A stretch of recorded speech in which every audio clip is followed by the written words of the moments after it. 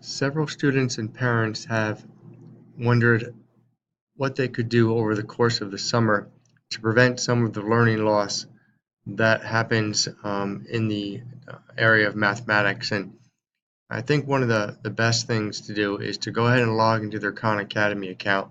And when they get to their profile page, or I think that's where they usually land on their profile page, or on any page actually, you'll see a subjects drop-down menu. I would go into the subjects drop-down menu and click on the grade that was just completed in order to make sure that foundation is solid. If that foundation is already solid, meaning they went through the year and they pretty much were capable of completing most or all of the skills to proficiency, you may want to consider going up to the next grade. But making sure that the foundation already set in place remains solid may be the best use of summertime.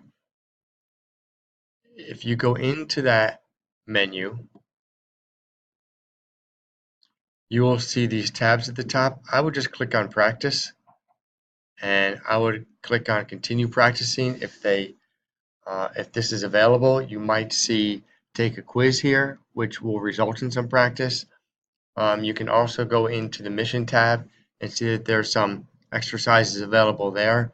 But basically, anything that can be done in order to keep that part of the brain stimulated is it's going to benefit the student. I would say maybe 20 minutes, 2 or 3 times a week.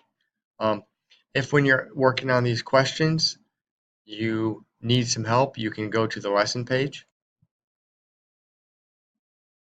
And when you get to the lesson page, the exercise will pop up, but you'll notice now to the left, there are videos available explaining how to do these types of problems.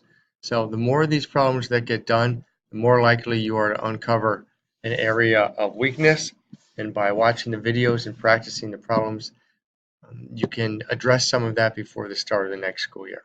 So I hope this helps. If you have any more questions, please feel free to email me. Thank you.